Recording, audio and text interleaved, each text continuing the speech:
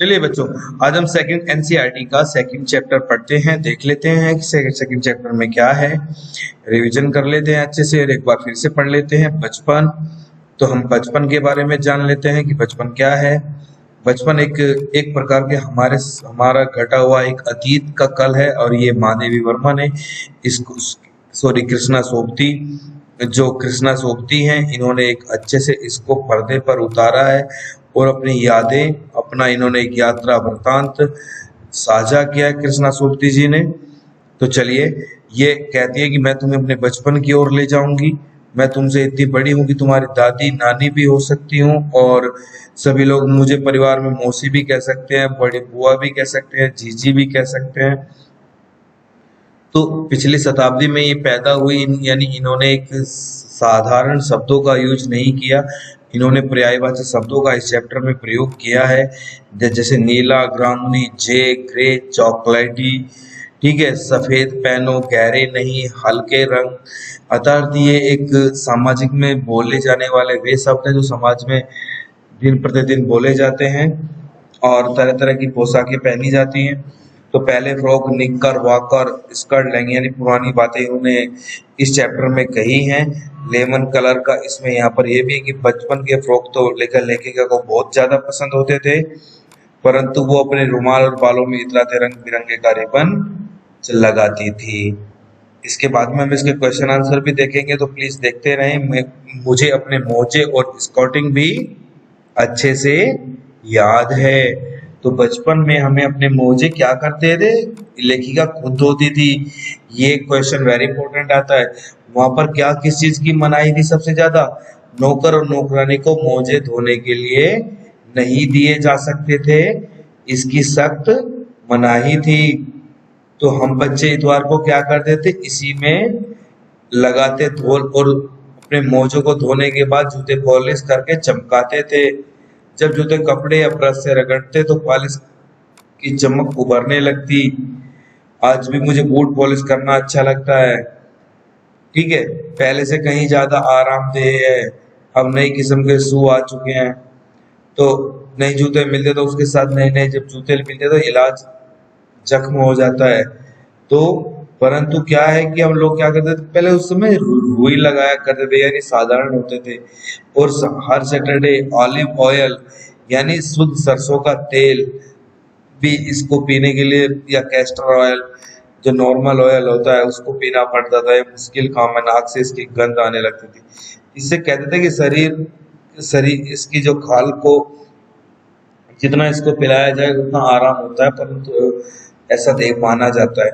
तो छोटे और शीशे के गिलास जिन पर ठीक से खुराक के लिए निशान लगे पड़े रहते, उन्हें देखते मितली होने लगती, यानी जी खराब होने लगता था। और सैटरडे को पर ये शनिवारी दवा लेखिका पीती थी। अब क्या है कि उस समय हम जैसे कोको कोला पीते हैं, लेमनेड, विम्टो मिलती थी, वो नहीं मिलती थी। क्या मिलता था? कचौड़ी, समोसा, पेटीज। और अब ये क्या हो, शहतूत, फाल से खसखस के शरबत, कोक की पेप्सी में बदल गए। उस समय सबसे बड़ी बात क्या थी, रेडियो और टेलीविजन भी नहीं हुआ करते थे। तो ये आप देख रहे हैं। और पेस्ट्री मजा देने वाली होती थी, भाई बहनों की ड्यूटी पर लगती शिमला माओ से ब्राउन ब्रेड लाने की। तो कन्फेक्शनरी काउंटर, पहले ये सब चीजें चलती थी, पेस्ट्री, चॉकलेट की खुशबू मन भावनी। तो क्या है,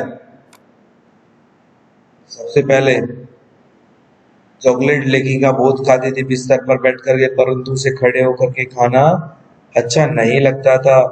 और उसको उस समय क्या सबसे ज्यादा होता, चना जोर गरम, अनारदाने का चूर्ण, चने जोर गरम की पुड़िया, जो अब भी अच्छी नजर आती है, पुराने कागजों में बनी हुई थी। और इस पुड़िया का निरा हाथ कमाल है, नीचे से तिरछी लिपटते हुए ऊपर से निचोड़ी आसानी से हथेली तो पर पहुंच जाए। एक वक्त था जब फिल्म का गाना जोर से गरम बाबू में लाया मजेदार ये चला करता था। तो चुटपन के हमले शिमले बीच में बहुत क्या किए, मजे किए। अब लेखिका इस प्रकार की अपनी बातें कहती, जब वो दिल्ली में जाती तो पंख फैलाकर वो अपनी बातें कहती है। और लेखिका को जो चश्मा चढ़ा जब उसके भाई ने कहा, और उसके भाई ने वो उसका भाई शैतानी करता है, छेड़ता है। तो अब ये भी देखो, आंख पर चश्मा लगाया ताकि सूझे दूर की, यह नहीं लड़की को मालूम सूरत बनी लंगूर की। तो इस तरह से उसका भाई इसको क्या करता है, चिढ़ाता है कि आंख पर चश्मा लगाया ताकि सूझे दूर की, यानी ताकि उसको दूर तक का दिखाई दे, परंतु लड़की को ये नहीं मालूम सूरत बनी लंगूर की। तो हा हा हा ऐसा करके उड़ाता है। तो बच्चे होते हैं ना, एक दूसरे की वो करते हैं। चलिए, तो इस तरह से भाई इसका टोपा सिर पर रख लिया, कुछ अजीब सा लगा। तो इस तरह से अब वो कैसी टोपियां पहनती है, सहज सहीले सुबत वाली हिमाचली टोपियां पहनती है। अब कहाँ दुपट्टों का ओढ़ना, पहले अब कई रंगों ने की जमा लिए। तो ये कृष्णा सोबती का चैप्टर है, इसके बारे में मैंने आपको एक्सप्लेन किया। अब हम इसके क्वेश्चन आंसर देख लेते हैं, वेरी इंपॉर्टेंट क्वेश्चन आंसर। सबसे पहला क्वेश्चन है, लेखिका बचपन में इतवार की सुबह क्या क्या काम करती थी। बचपन में इतवार की सुबह लेखिका अपने मोजे धोती थी, फिर जूता और पॉलिश पर करके उसे कपड़े या ब्रश से रगड़कर चमकाती थी। तुम्हें बताऊंगा कि हमारे समय में तुम्हारे समय में कितनी दूरी हो चुकी है। इस बात के लिए क्या उदाहरण देती है कि उस समय की दूरी में और आज की दूरी में, सबसे पहले तो रेडियो टेलीफोन नहीं थे, मैंने अभी मैंने रिवीजन करवाया, एक्सप्लेन किया। कुछ गाँव में ग्रामोफोन होते थे, पहले कुल्फी होती थी, जो अब आइसक्रीम हो गई है, कचौड़ी समोसा होता था, अब वो पेटीज में बदल गया। फाल से और खसखस के शरबत के स्थान पर क्या कोका कोला और पेप्सी ने ले लिया है। तो उस समय कोक नहीं पर लिमनेड विमटो मिलती थी, ठीक है। तो इस तरह की लिमनेड विमटो यानी एक सेकंड उसको पाइप से लगा करके पीते थे। पार्ट से पता करके लेगा क्योंकि चश्मा क्यों लगाना पड़ता, तो चश्मा लगाने पर उनके चचेरे भाई उन्हें क्या क्या कर चिढ़ाते थे कि सारा टेबल लैंप के साथ उनको क्या होता, कमजोर हो गई थी। छेड़ते हुए उनकी क्या हुआ, आंख पर चश्मा लगा ताकि सूझे दूर की, है नहीं लड़की को मालूम सूरत बनी लंगूर की। तो भाई उसको इस चीज से कह करके चिढ़ाते थे, मैंने अभी एक्सप्लेन किया है। तो अब लड़की को बचपन में कौन कौन चीजें मजे, चॉकलेट, ठीक है, शरबत, पेस्ट्री, और सबसे पहली बात है चना जोर गरम, जो काफल और चेस्टनट था, ये सब चीजें लेखिका बचपन में खाती थी।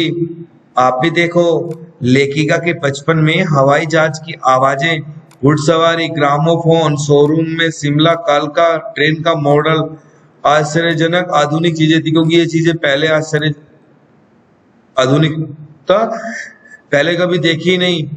आज computer, telephone, internet, mobile, robot, metro train, motor car, bike, इनके प्रति हम ज्यादा आकर्षित होते हैं। पहले ये सब चीजें नहीं थी।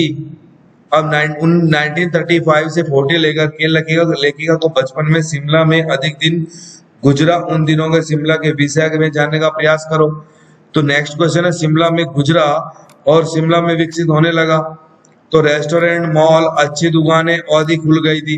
छोटी छोटी पहाड़ियों से घिरा शहर, चढ़ाई चढ़ करके गिरजा मैदान पहुंचना, उतरकर मॉल जाना और घटनाएं सुखद था। स्कैंडल पॉइंट सब शिमला की खूबसूरती और बंदी रौनक मॉल के चमक दिखती थी। अब नेक्स्ट क्वेश्चन आता है कि लेखिका के इस संस्मरण में सर्वर के माध्यम से अपनी बात की कहने की कोशिश तो की है। वेरी इंपोर्टेंट चैप्टर क्वेश्चन कि सर्वर का कोई परिचय नहीं। मैंने इसमें चैप्टर से अलावा क्वेश्चन ऐड किए हैं जो आपके पेपर में आने वाले हैं, इसलिए आपको ये भी करने जरूरी हैं।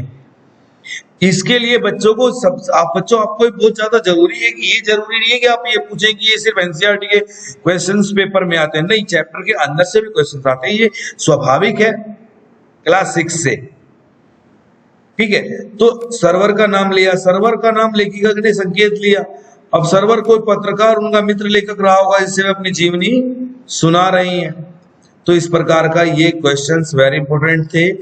तो इस तरह से आप इन सभी को क्वेश्चनों को लिखो और मैं आपको एक बार फिर से मैं आपको बता देता हूं कि आप इनको अच्छे से समझो और फिर क्या है कि इनको समझते जाओ और क्या क्या करो। ये देखो, मैं लास्ट में इसको रफ कर देता हूं ताकि आपको, अगर आप लिख रहे हो तो आपको ये अच्छे से दिखे इसीलिए इसीलिए मैं इसको रख देता हूं और आपको परेशानी कोई भी ना पड़े, आप अच्छे से इसको लिख सकें और समझ सकें। ठीक है, तो इसीलिए सब बच्चों को, क्योंकि बच्चे छोटे होते हैं, उनको कोई चीज अच्छे से नहीं दिखी तो वे परेशान बहुत जल्दी हो जाते हैं। तो प्लीज इसको अच्छे से आप देखें। ठीक है, इसलिए मैं इसको रफ भी कर देता हूँ ताकि मेरे बच्चों को समझाना पड़ता है, इसलिए इन पॉइंटों पर मुझे बात करनी थी। ठीक है, आपके जो 6 के अकॉर्डिंग जितना आता है उतना मैंने बता दिया। तो ठीक है, आप ये सभी